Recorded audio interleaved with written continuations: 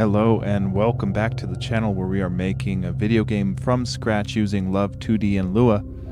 Yesterday we got our frets flying in on the screen here for our mini game for playing lute. So we have one note at a time flying in, but we need to rehaul a couple things. Right now there's no ability to pull in a chord. So there's no way for us to say, hey, the note at this time is actually two different frets on two different strings. So we need to do that, or the same fret on two different strings. And then we also need the ability to add the time until the next note. So our note instantiations need to now take in a time until the next note should come in. That way we can have different amounts of time in between each note. So right now there's just an even spacing, but we want to be able to say, hey, this one's a whole note and this one's a quarter note, that sort of deal. So we'll be tackling that today. And just want to preface by saying I feel sick today. So I've got low energy levels, but we'll still try to get something done. So we'll see how much we can get done. Oy, yeah, I feel sick, but it's whatever.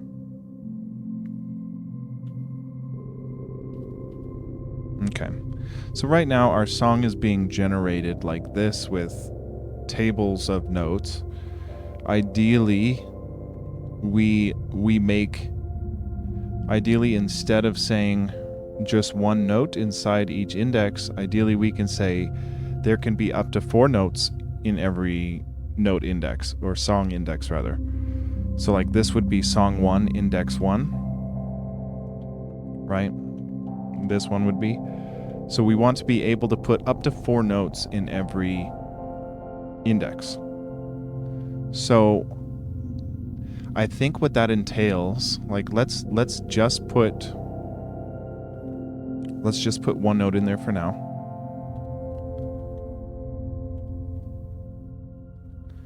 And we'll say, you know, we'll look at where we're doing this. See, so we've got a song timer, that's what's triggering the next note. We need to add a time until next note that we pull and set as our timer essentially here.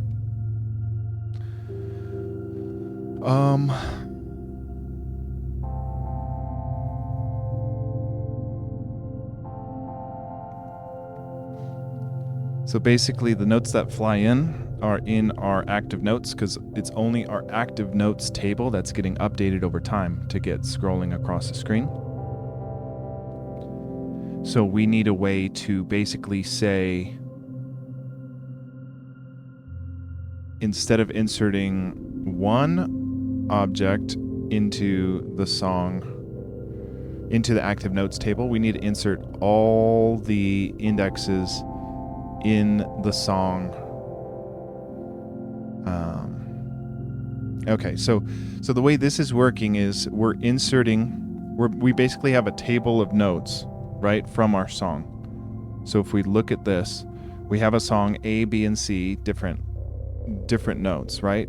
So what we're doing is we're asking for the first note. We're saying, okay, let's take the first note, put it into the active notes, then we'll remove that value so that we're left with only B and C. So I think what we need to do is loop through. We need to loop through all the indexes of our song 1. So it'll be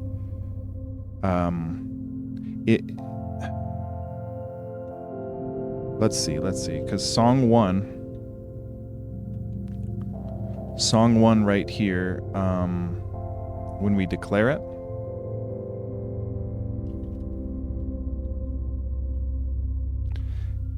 song 1 at index 1 is just this first note. But if we put in a table for each note separated by commas, then we can have potentially 2 different notes in here.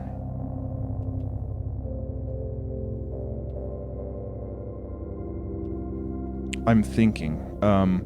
So let's say that there's both on fret 3, but this one is on string 2, the other one's on string 3. So now we have one index of song 1. So index song 1 should be a table of these two values. And then we need to loop through each of the two values of the first index, meaning the next note in our song. So I think what we need to do here is say, hey, if we have a value in our song 1 table, we're not going to insert the first index. What we're going to insert is, and actually, I'm kind of curious if this does anything. Okay. So yeah, we have to say index 1 1 because we can't. So that should be the first note that we put in there. And if we were to put 2, that should be the second note. So like the second half of that chord. Look at Jimmy. Jimmy's up. Okay.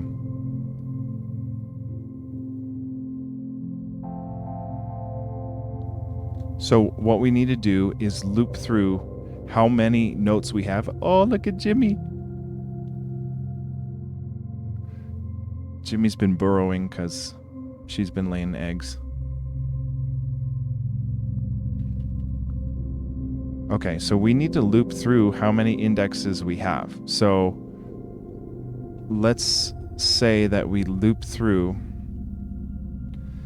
the number of song 1 elements at index 1. And then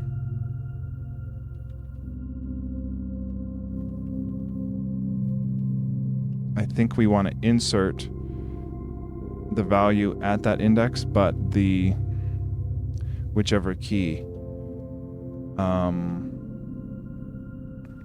And then we want to remove that song. Okay, so let's see if we get 2 on screen here. Shit. Table expected, got a number. Okay, so let's... It should be a table, index 1. Oh, maybe it's just there. Loop through index 1. There we go. There we go. Okay. So let's see if that messes up. Like, let's see if we can go to our song 1. Oh. And then we'll see if we can do... like, this is the first note. Let's see if we can do a second note without a curly brace there. I think we should be able to. Let's say it's a 1-1.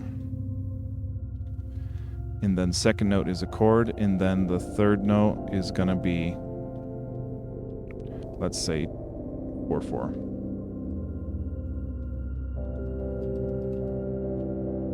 Let's see. Shit. So yeah, we can't index when we're going here. We only want to do this if there is more than one value inside the song at index 1. So we want to only do this if the number of song 1 is greater than one item. Then we want to cycle through and insert it. And then I think we want else just insert the old way we did it, which is insert the note itself. Look at that. Oh, yes. Oh, yes, yes, yes. So one limitation we have is that the way we're doing this, to make it, you know, whenever we hold any one fret, it holds the frets for all of them. I can't think of a better way to pull this off without it just going absolutely crazy for people's brains. Because, like, if we wanted to make a true instrument where every individual string could have its own fret, then we need we need a button for that, right? Like, because if we have, for example, if we want one note with 2 different frets, we don't have a way to do that right now. But the only way we would be able to add that is to be, adding 4 more buttons or even more buttons. We might need to, I don't know. I feel like in order to add individual frets for individual strings, we would need 12 more buttons added for individual frets on every other string. So I'm not exactly sure what to do. I think we might just have to run with this limitation of every chord has to be the same fret. That's the only way I'm thinking this makes sense. Whew. Anyways, the other thing we've got to do is add this time between notes. So maybe what we do, maybe the move is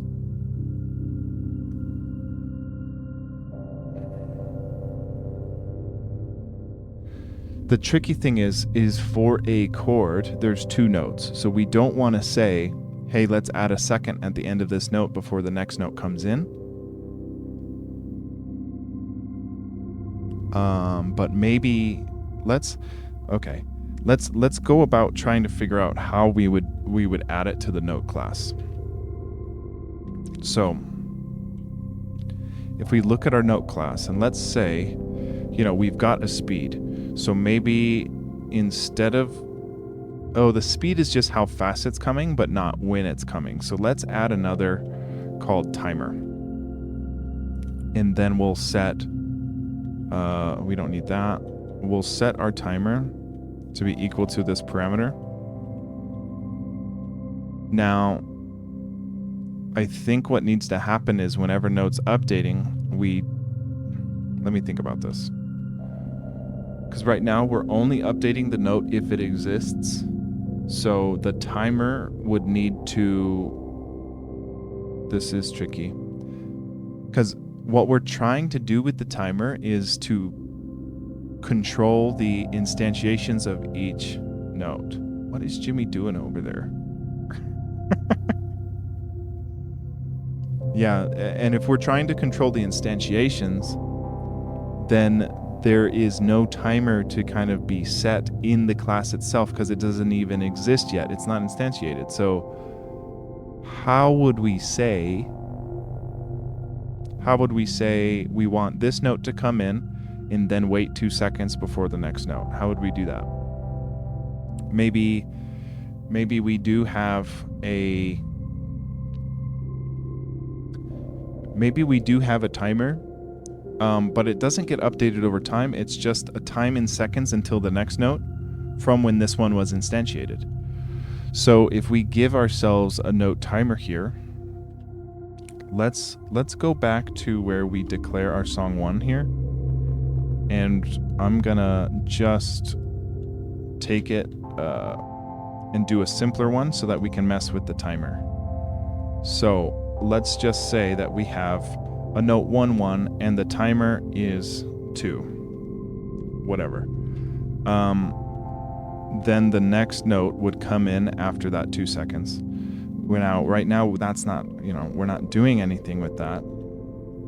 So we have to figure out the logic here. So let's just say we have a 1-1 and then a 2-2, both with a timer of 2 seconds. So the way we would do this is we don't want to instantiate the song object until this timer is hit. So we don't want, right now we're doing it with the song timer that gets updated over time. So how would we do this? Do we count up or down for the timer here? Because we need to be able to say,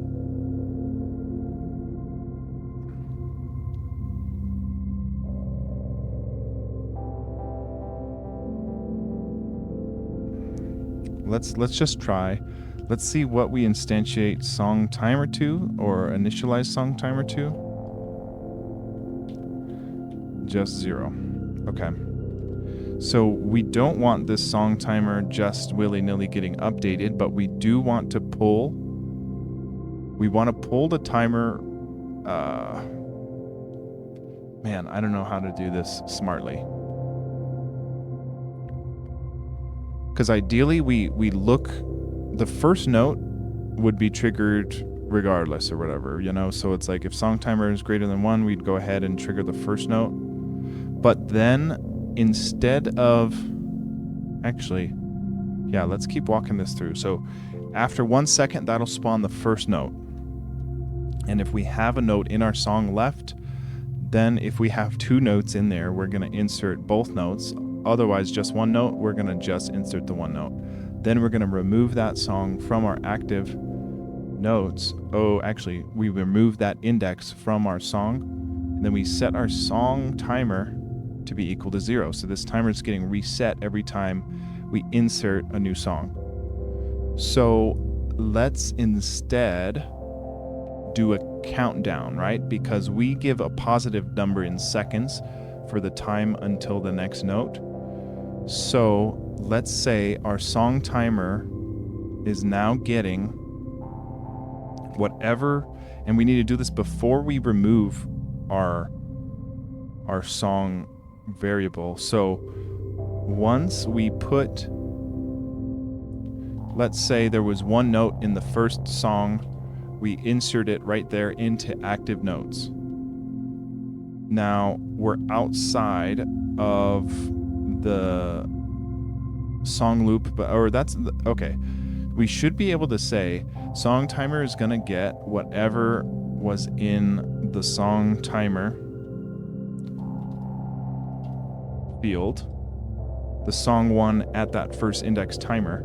We're setting it to be that, then we're gonna remove it. Now we need to do this way. We need to say if song timer is less than 0,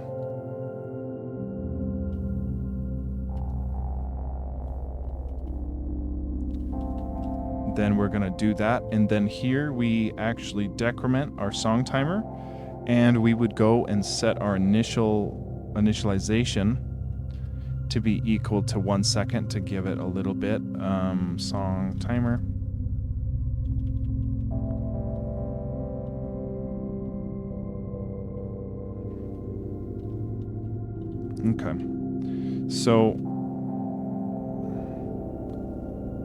Okay. So we've got a song timer. Oh, that looks like 2 seconds apart. That does look like 2 seconds apart. Did that? I'm always like, when things work, I'm like, no way that worked. Let's see.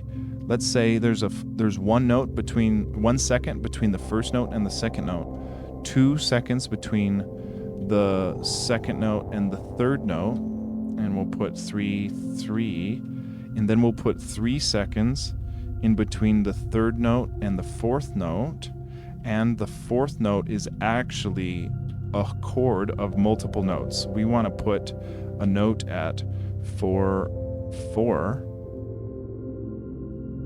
with a timer of, it doesn't matter, but let's just put 0 because it's the last note. And let's just see if that works. No, we didn't close our table. We've got there.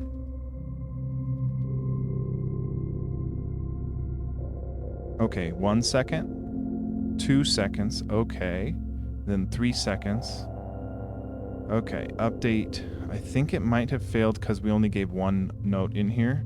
If we give it a table, I think we need to give it more than 1 value.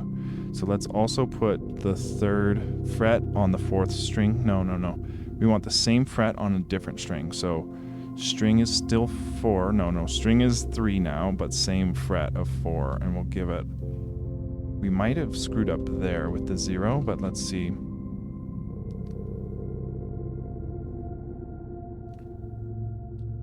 That looks too far apart, to be honest, but shit, man. Let's give it a 1 just. We also don't reset our timer, I don't think. So we have to set. Oh, we do set it here. Song timer, okay. Okay. Let's see.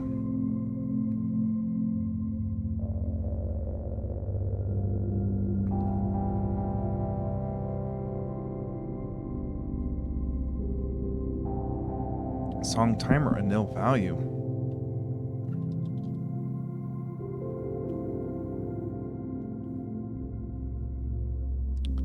Song timer got a nil value. Did we not give a timer to our third note? We do. Oh, there's no timer. Oh, shit.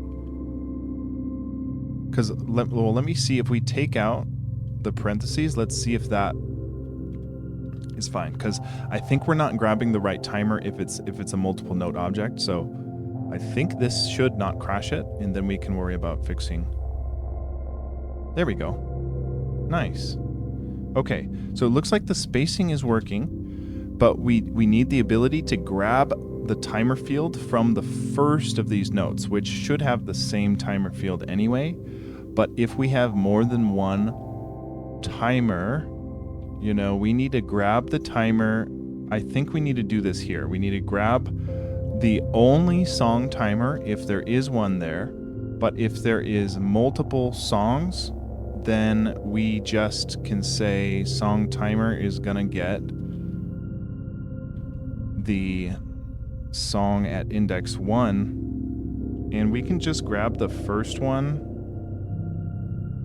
So maybe we can say, because we don't have to grab and overwrite the song timer twice, so I'm thinking we put it down here and we just grab the first, we grab the next notes table of notes, and then we go and grab the dot timer field from the first note. And then now we should be able to add a table of notes for our fourth note here. So we'll give a table here, and we will put in another note. So we can grab this, and we can say, that was wrong. Okay, so now we have a table of 2 notes as this fourth note. So let's see, the spacing, we now can have variable spacing. And then I don't see the second note. And that's because we literally put it on the same string, same fret. So let's say there's a different chord there. And I'm going to speed these up too, because we're not going to have that much time in between. Look at that. That is killer. Okay, so what I want to do is say, okay, this is 0.5. This is 1. This is 1.5. And then I want to give us a whole super chord of one more note and just make sure both 3 notes and 4 notes works. So we're going to say string 1, fret 4, same timer. It doesn't even use anything at this point, but let's try that. So we've got, oh shit, fast. Oh god. That was so hard. I failed miserably. Okay, 0.5 is maybe too fast. 1 is like the good fastest one, and then let's do 1.5, and then we'll do another 1. Let's try that.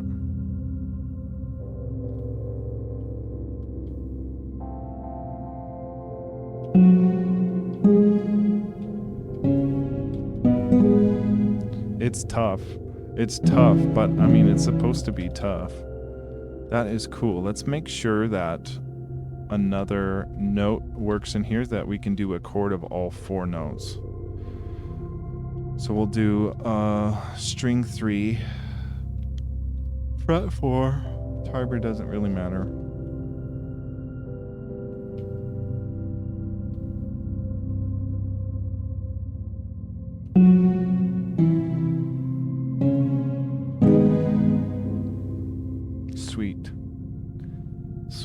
Sweet. So now that we've got this ability, we can play multiple chords, we can change the speed of them. Now we're at the part where we need to register correct strums and misses and everything like that. So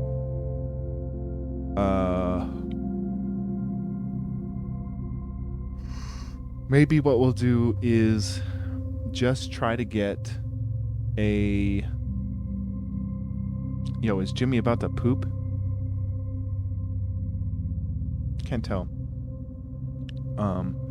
Maybe what we'll do is try to get a green box right beneath the frets, right beneath the beat box here.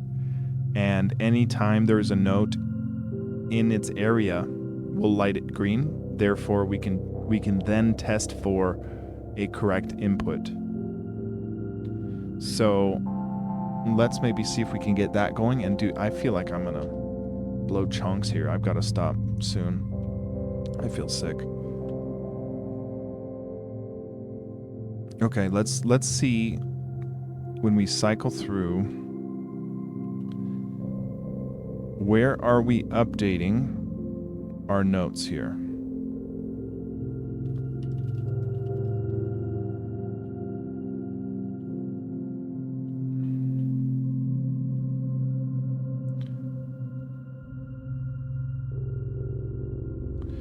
There we are updating them. Okay. So I think we want to check for... Maybe this is where we can check each note for valid timing. So what we want to do is say we would have a variable called valid timing or something.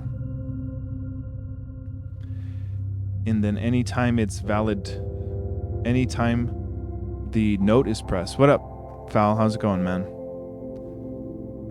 We just got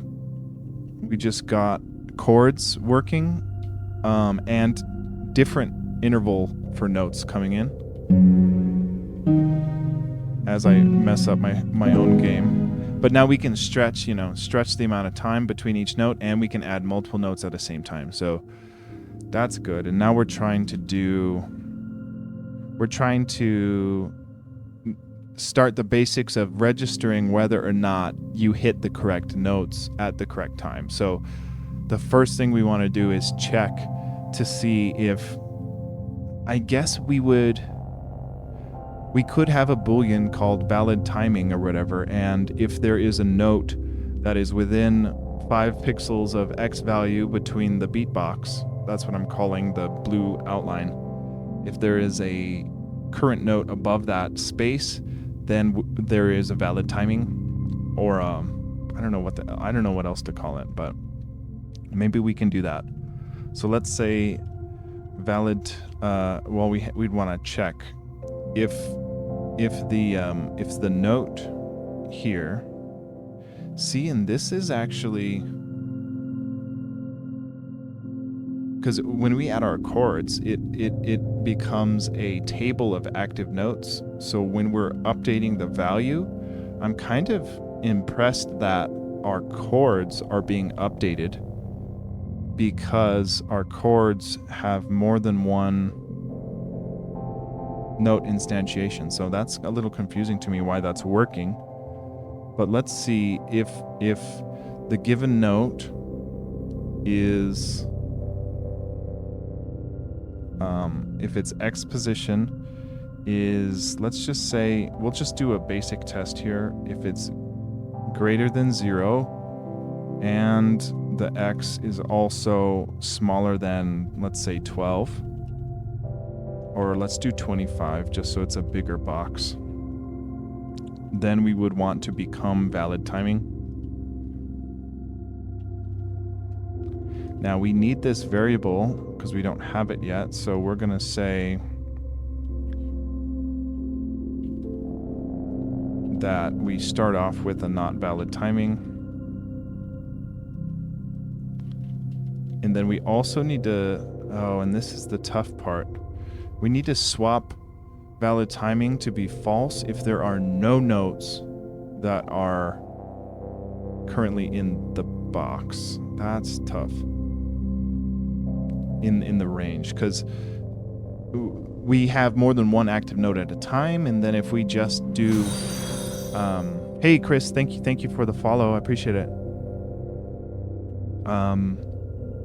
This is tricky because we can't just flush valid timing to be false because there's more than one active note on screen at a time. Because look at our active notes up there. Any note that's on screen is considered active. And then we can't just flush it to false. Okay, so maybe we would have a separate... We can have a separate loop that counts something similar to this. And it counts every value in our active notes that is not... Hey, thank you, Chris. Yeah, I can shoot you a friend request at some point. Thank you for the chat.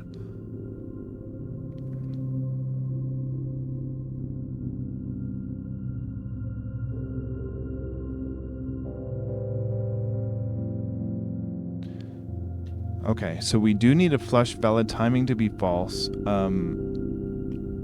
If no notes are in the active note. Okay, so I'm trying to think if there's a better way to do this. The other way to do this is we would check this upon a note press, because why would we check valid timing if we're not even pressing a note? So maybe we try to do that instead. Maybe upon a key press, we see if the current next note is within the applicable timing or whatever we call it. So let's try that.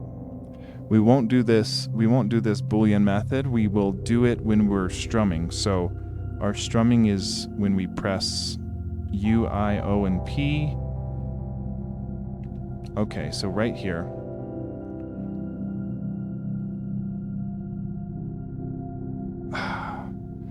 See, and we've got it.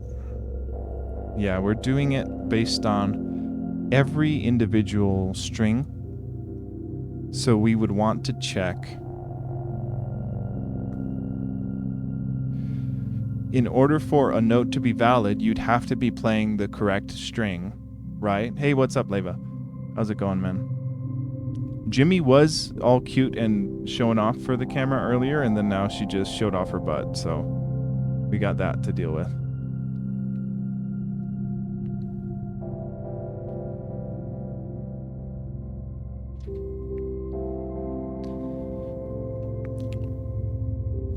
But Leva, we do have chords now, and we can manipulate the timing in between the notes. So we've got a couple of different things going on now. So I think, shit, man, and the chords are going to be really tough to check.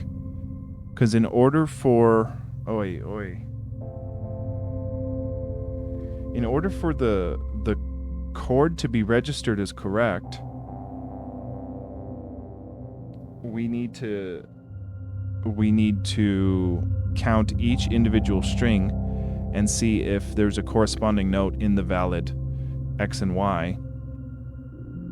Oh, Leva, that was so close.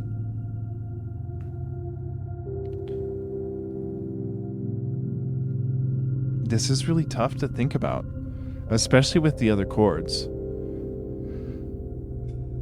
Okay, let's just worry about the first string. So we'll worry about U, which is our first string. And if U is pressed, we want to check if the first note or if the next note in our song is within the correct timing. So our note does have an X position we can check. So we can say if song 1 at index 1, that's the next note in our song. If that song note dot X is smaller than, or let's do smaller than 25, and song 1 at index 1 dot X is greater than 0. So it's like within 25 pixels of the left side of the screen. Then what we want to do is just say, we'll call valid timing gets true. And this will just be for this first string. We'll set valid timing to be false if U is pressed. Oh, but see, then valid timing, maybe valid timing is the wrong thing to call it there because it'll get stuck to be true. Shit, man, this is tough. Let's see if we give the first note on U, if we can get valid timing to be true. So let's put our first note up on this bottom string. So we will say that this is now on the 4th string, bottom string. And then let's see, we also need to print up our valid timing to make sure that we're registering a valid timing to be true if 1 is pressed during that time. So we can go to right here and we can print up our valid timing boolean.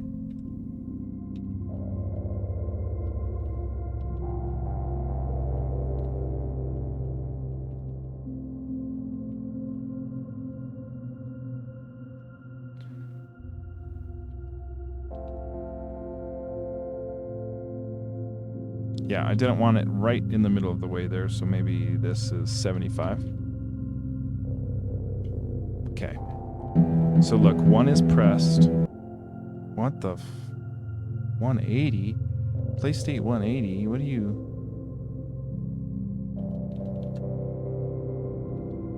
Oh, song 1 didn't have a value.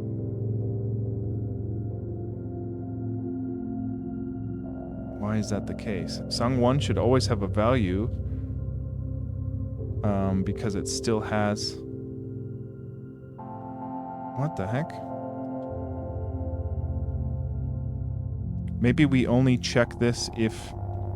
I don't get why this would be the case.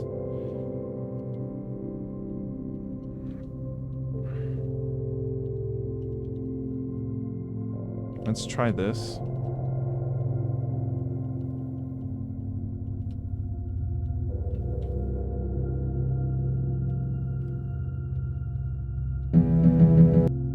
What the heck, man?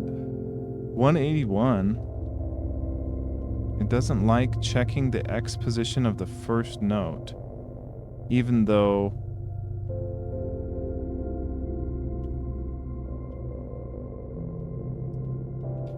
What the heck is happening?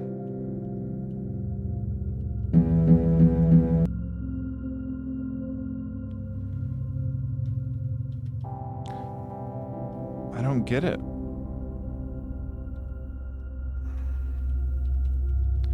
It's thinking that there's no song 1 here, but if we go and print up song 1, let's just say, and before we delete that, let's just say that we want to print up whatever song 1 is.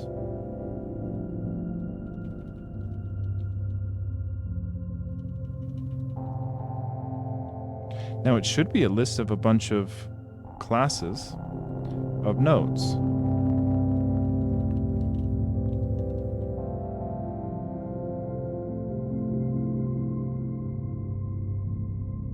Oh, it's because... Wait, if we put index 1 here, why would index 1 change?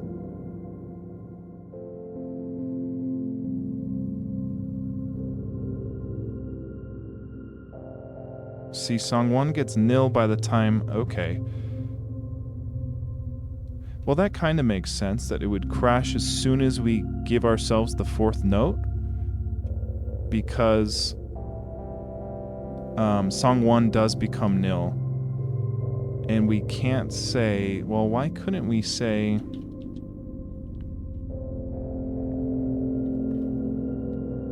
Can't we say if song 1 does not equal nil, then go ahead and... Oh, that's not the right spot. It needs to be when we press U. Right here.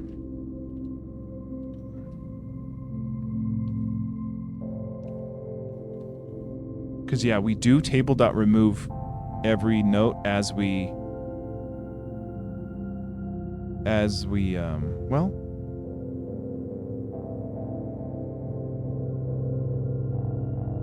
Okay, yeah, as we instantiate every note, we remove it from our song. So by the time the fourth note is coming on, song 1 would be nil. So I think that is why it was crashing.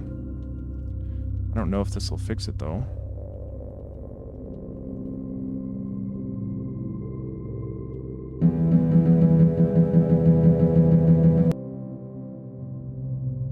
See, it's on the third note, which is weird because I would think if anything it would mess up on the fourth note because that's the table.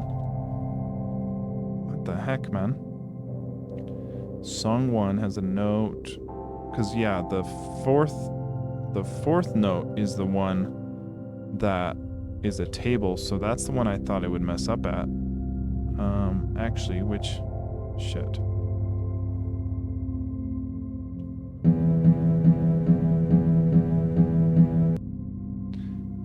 Yeah, if we press, that's weird.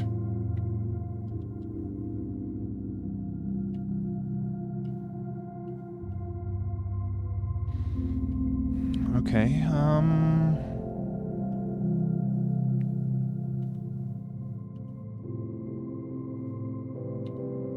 I think I caught like a stomach bug or something because I feel terrible.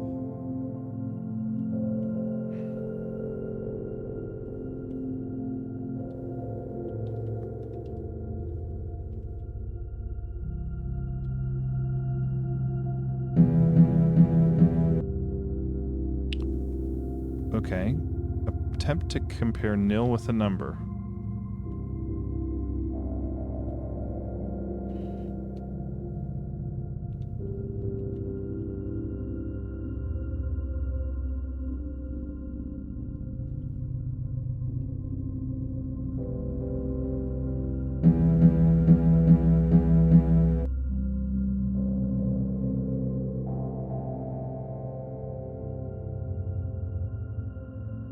What up, Magnetonics? How's it going? We've got chords in the game now. Capability. So now we can add different timings to the notes as well as chords, so multiple notes at a time. So we've got where we can space them out at different intervals now.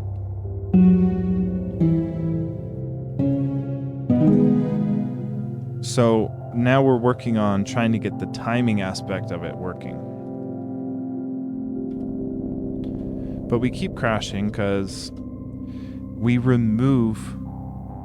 Oh, let's instead of checking the song 1, well, I guess we come into the same problem if we were to check the active notes table instead. But let's see if we can see active notes at index 1, X, valid timing is true. I still think that would cause a problem.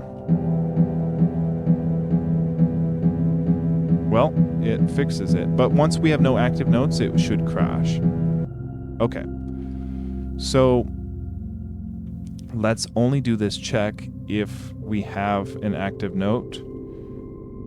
So we'll say if we have more than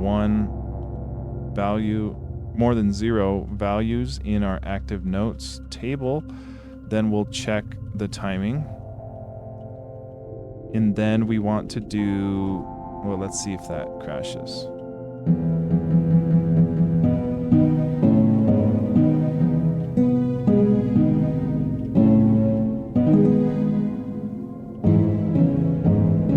Okay, cool. So I didn't see if we had the valid timing. So let's print up our valid timing again, and then we'll see if what valid timing should do is, it should be true if we hit X when the active note is within 25 pixels of off screen. And you know what we can do? This is jacked up because we're setting valid timing to be equal to false if the first active note is not this. I'm actually confused why this doesn't crash on the third note or on the fourth note because it's a a chord. It's a table of multiple notes. So I'm kind of confused why it doesn't crash there. But let's just try to render a green square if we have valid timing, and then just see what that variable's doing.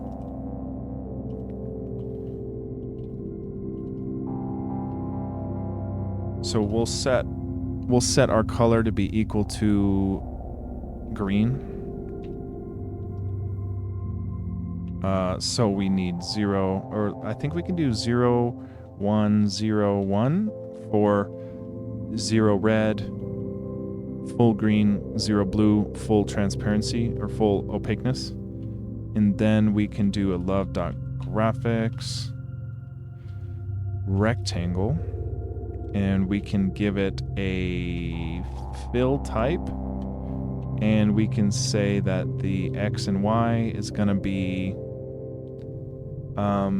yeah, Jimmy is my gecko who's in the game, and we got a Jimmy cam now. So Jimmy's there, but like 10 minutes into the stream she turned her face, so she's showing off her butt now. But yeah, so Jimmy, and this emote is literally Jimmy's face, and like the badge here, the subscriber badge is literally Jimmy's face. So like that's my actual gecko, and Jimmy's in the game.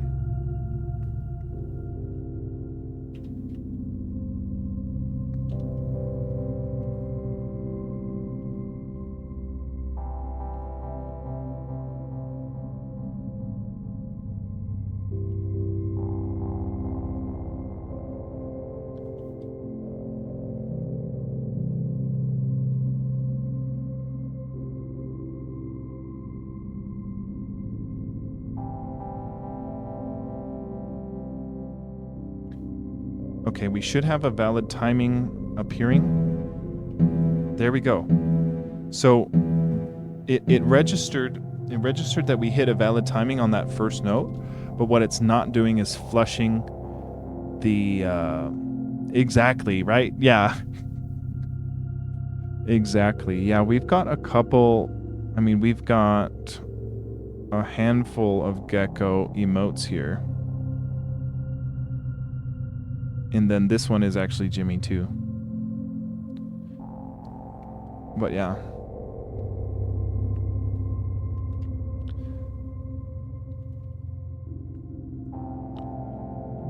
So we're successfully registering a proper timing, because like look at how it's not green until it becomes closer to, that first note becomes closer to the left side of the screen. So what we also need to do is we need to flush our valid timing to be false if none of the active notes are within that range. So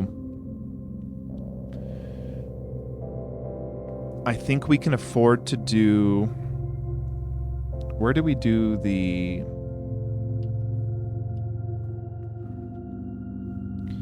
what is it called even? Valid timing? Okay, so we're doing this right now only for the first string, but after we do it for every string, then we can update the notes, or, oh no, that's a string. So let's do, after we register the inputs for the strings, then we can, only if our valid timing is currently true, then we want to cycle through all of our active notes. So we will say for key value in pairs of our active notes table, we want to check if they're no longer active and flush our valid timing only if all of them are not valid, which means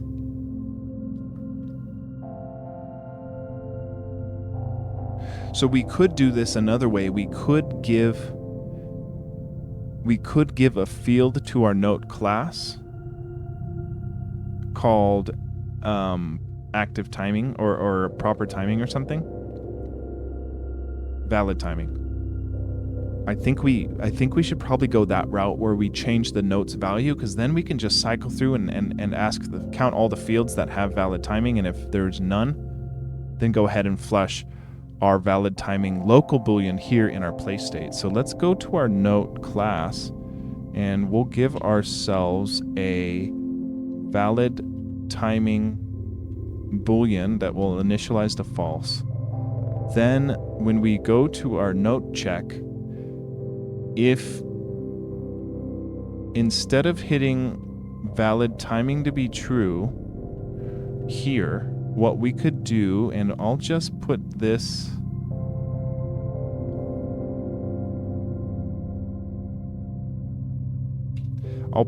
line down here so we don't lose it. I mean, it's not a big deal. That's a different than the valid timing field for our notes. So we want to cycle through, as long as we have an active note and U was pressed, we want to go ahead and, oh shit, no, we do have to check. We do have to keep that logic here. So let's say that we would want to say that given note is going to have a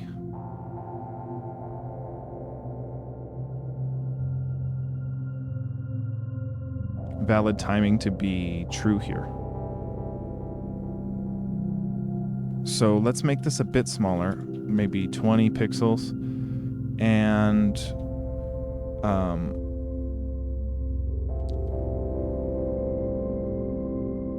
if the button's pressed outside of the right timing, we'll make sure that we set the timing to be false there. And then what we want to do, active notes, X within 20 pixels from the left side of the screen, then we would change its valid timing to be true.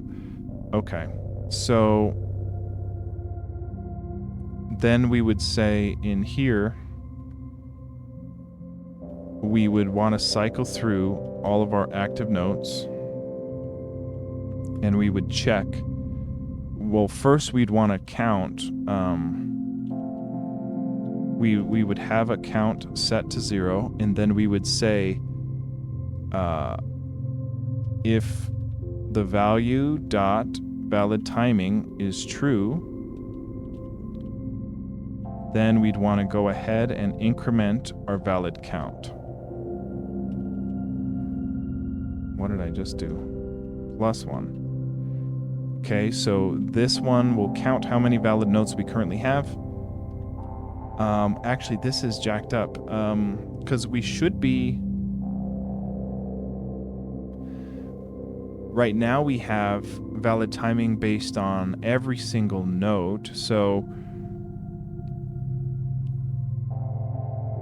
maybe we can change... Maybe what we can do is change the rendering to be like right where the note is. So instead of this green that we're rendering down here,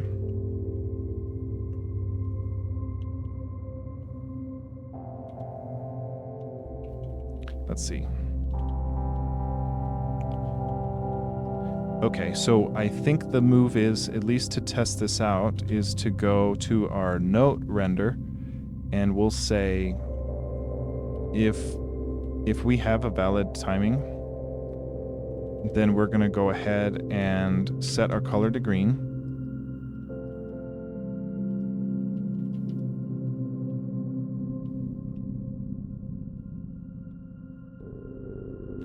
And we would want to render... We would want to do, I guess we can do another rectangle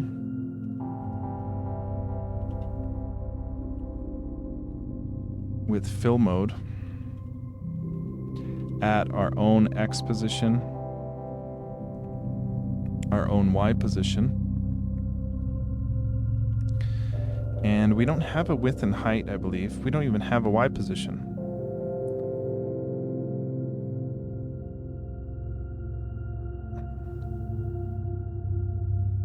That's a little jacked up. we're calculating our Y position up here. So maybe what we do is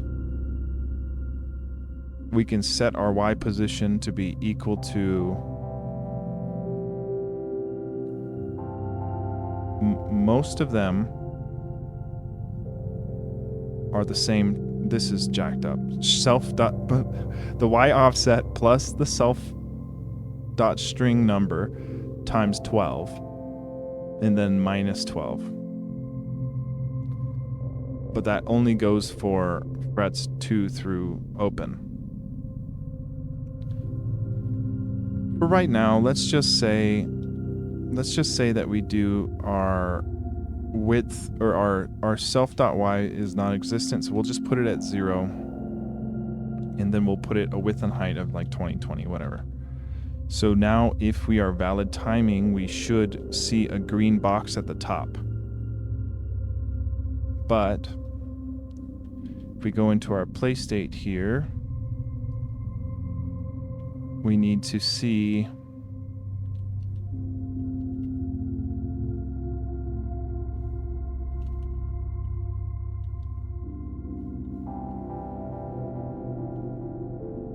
okay, so if U is pressed, see, and this is, yeah, we need to flush our valid timing for every note that's not in the active zone. So instead of doing this, we want to do something else. We want to say, we want to check if each of these notes X is not greater than, or man. Yeah, and now I'm thinking we might just need a little function for this, but let's snag what we pull as our valid timing. That's why I say we need a function, because it's the same logic here.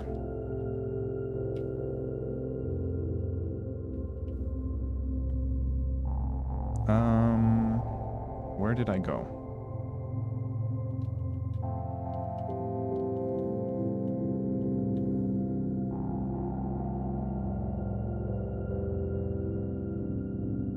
I just got so turned around.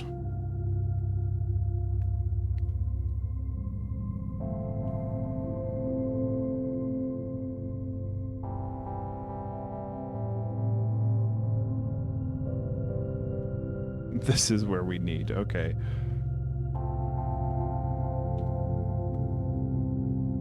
Okay, so if any of the active notes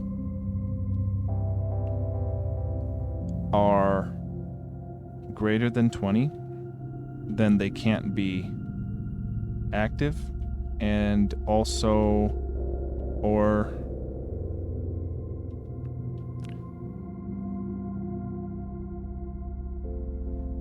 I feel like we do remove them once they're 0, so we would need to, I think that check should be all we need. If the X is greater than 0, we would set, you know what?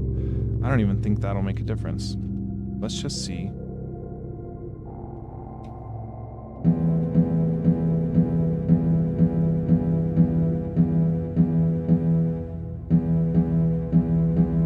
Okay. It is doing a set color for the active notes. Yeah, we don't need this. Because once the active note is off screen, we just delete it so it can't be active. So unless we wanted to make the active note get flushed if it's yeah, and maybe we should do that. We should maybe flush the active note or the valid timing if it's starting to go off screen. If it's starting to go off screen, you're already too late.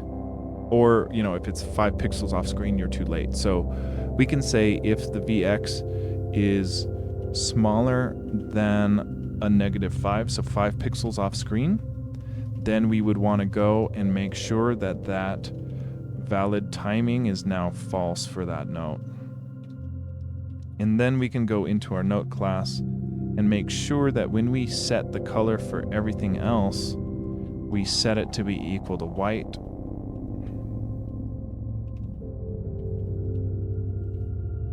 Oh my goodness. Set color, white. Actually, we have a white. There we go. Okay, let's see that.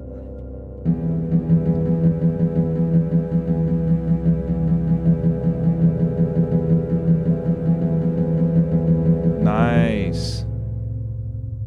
That's looking good. So now we are triggering whether or not we press the first note in the correct timing. So that's the first step, because now we need to check, okay, did you press it in the correct timing, and then did you press the correct string and fret for the current note that you supposedly hit current timing for.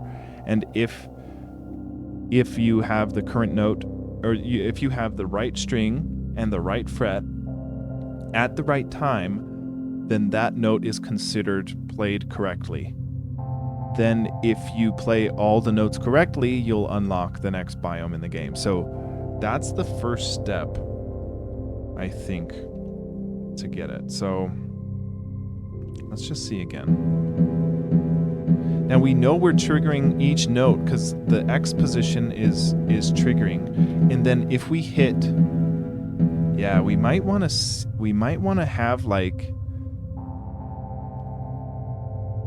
I guess I get to decide if hitting extra notes counts against playing the song correctly, right? So like maybe anytime you press a note, maybe we give you like three extra notes or something to press.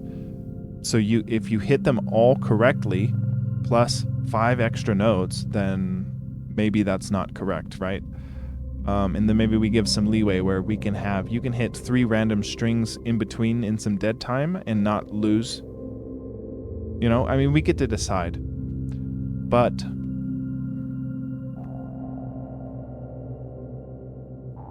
trying to think if anything else is needed for this. Like we have the valid timing for the note gets turned from green to not green if it's off screen, right? So as soon as it's, yeah, let me tweak that off screen one and see if maybe we do this if -12, so it should only come flush to not green once the note's fully off screen here. Yeah, that looks about right. So yeah, we get to choose how strict we want to be about this. For right now, I'll leave it as if the note is off screen. And actually, yeah, that would make it so that we don't need any of this actually, because there's no valid timing because the note literally doesn't exist by the time it's deinstantiated. So it should be no different than this. Okay, so I think the last thing I want to do is just make the green to be the same width and height of the notes here. I guess it would be kind of cool to put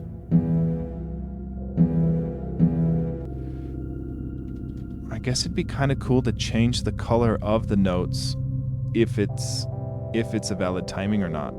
So maybe okay, that's a good idea. Yeah, because then we don't even need to do this graphics fill. So what I'm going to do is,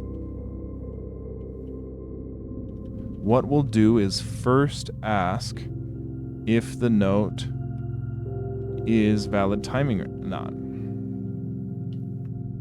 If it is valid timing, we're going to love.graphics set the color to be equal to green.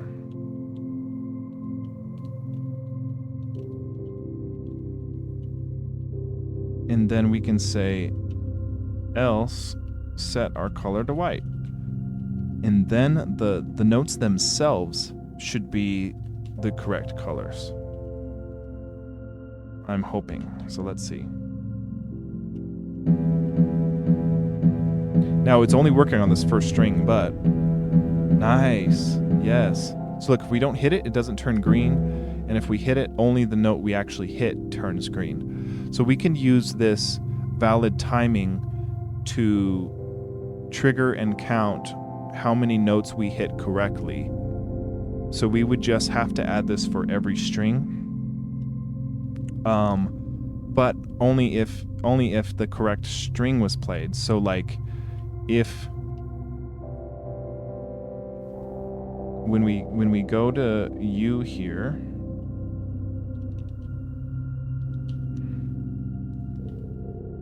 yes, we want to also check. We want to say if this is we also want to check if the active note string is equal to 4, because that is the correct note, or that is the correct string. But we also want to check the correct fret too. But let me just see if the active notes index 1 dot string.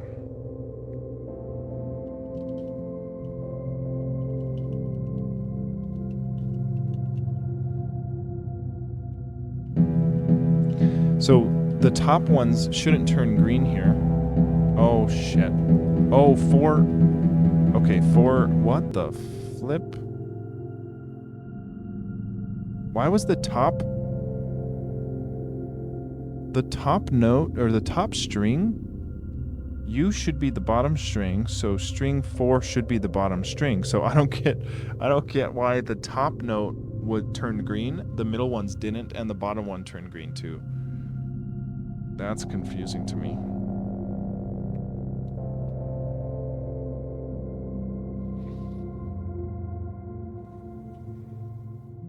Because yeah, U should be the 4th string. Because that's the bottom one, yeah. So yeah, this top one, wow, yeah, that should not be valid. That is so weird.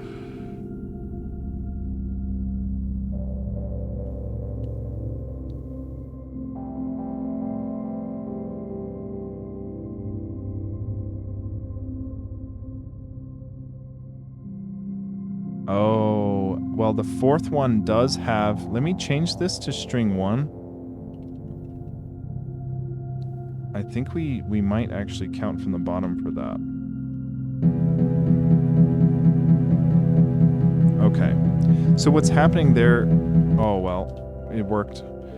Crap. It's tough because the chords has multiple note objects, so... That is tough. Okay, I mean, this is close. Right now, at least we're getting green for any note in the right timing. Now we just need to make sure we check the string and the fret for the correct input. Now, it's just tricky because on our chords, they're not just a single note. You could see we have like a note instantiation for each note, but then on the chord, it is a table of note objects. So that's where it's getting tricky for me.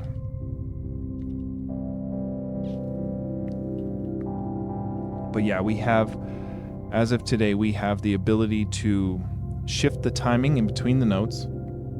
We can add chords, and we're checking for valid timing. Valid timing for at least any, like the next note. If you hit the first string when the next note's within the valid timing range, we're able to trigger that. So that's a good start for this. Now, I do feel sick, so I'm gonna call it an early stream. But we've got added chords and variable timing for notes. But yeah, hey, thanks, Magnus. I don't know what it is. I think it's like a stomach bug or something. I'm gonna see... Let's see what the team is up to.